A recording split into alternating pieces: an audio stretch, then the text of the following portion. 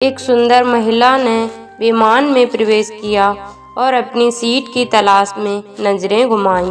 उसने देखा कि उसकी सीट एक ऐसे व्यक्ति के बगल में है जिसके दोनों ही हाथ नहीं हैं। महिला को उस अपाहिज व्यक्ति के पास बैठने में झिझक हुई। उस सुंदर महिला ने एयर होस्टेस से कहा कि वह उसके लिए नियत सीट पर सुविधापूर्वक यात्रा नहीं कर पाएगी, क्योंकि साथ की सीट पर एक दोनों हाथ विहीन व्यक्ति बैठा हुआ है। उस सुंदरी ने एयर होस्टेस से सीट बदलने हेतु आग्रह किया। असहज हुई एयर होस्टेस ने पूछा, मैम, क्या मुझे कारण बता सकती हैं? सुंदर महिला ने जवाब दिया, मैं ऐसे व्यक्ति के पास बैठकर यात्रा नहीं कर पाऊंगी। दिखने में सम्भ्रात और विनम्र प्रतीत होने वाली महिला के यह उद्धार सुनकर एयर होस्टेस अचंभित हो गई।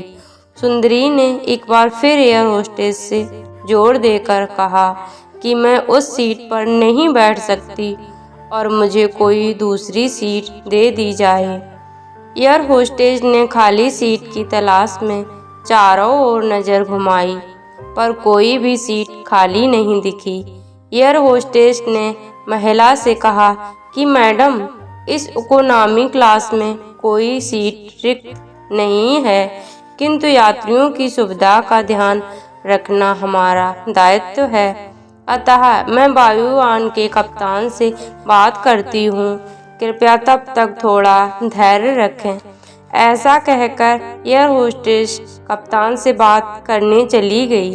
कुछ समय बाद उसने लौटकर महिला को बताया, महोदय, आपको जो असुविधा हुई उसके लिए बहुत खेद है। इस पूरे विमान में केवल एक सीट खाली है और वह प्रथम श्रेणी में है। मैंने हमारी सीट से बात की है। हमने एक असाधारण निर्णय लिया है।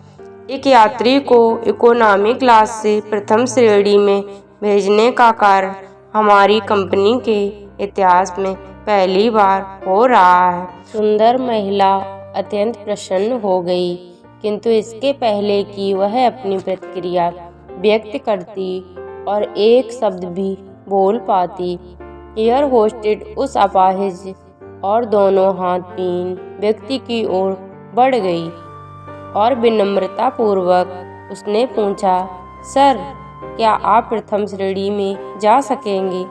क्योंकि हम नहीं चाहते कि आप एक अशिष्ट यात्री के साथ यात्रा करने की त्रासदी भुगतें। यह सुनकर प्रत्येक यात्री ने ताली बजाकर इस निर्णय का स्वागत किया।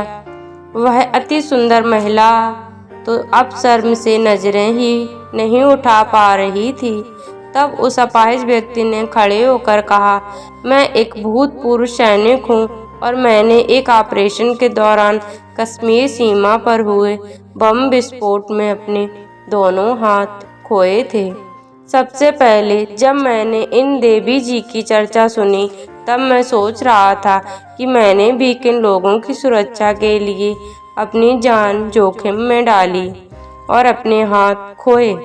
लेकिन जब आप सभी की प्रतिक्रिया देखी तो अब अपने आप पर गर्व महसूस हो रहा है कि मैंने अपने देश और देशवासियों की खातिर अपने दोनों हाथ खोए। और इतना कहकर वह प्रथम श्रेणी में चला गया।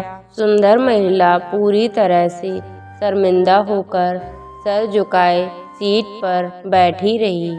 दोस्तों, हमें इस कहानी से यही सीख मिलती है, शारीरिक सुंदरता का महत्व तब तक कुछ नहीं है जब तक व्यक्ति का मन, उसके विचार सुंदर न हो।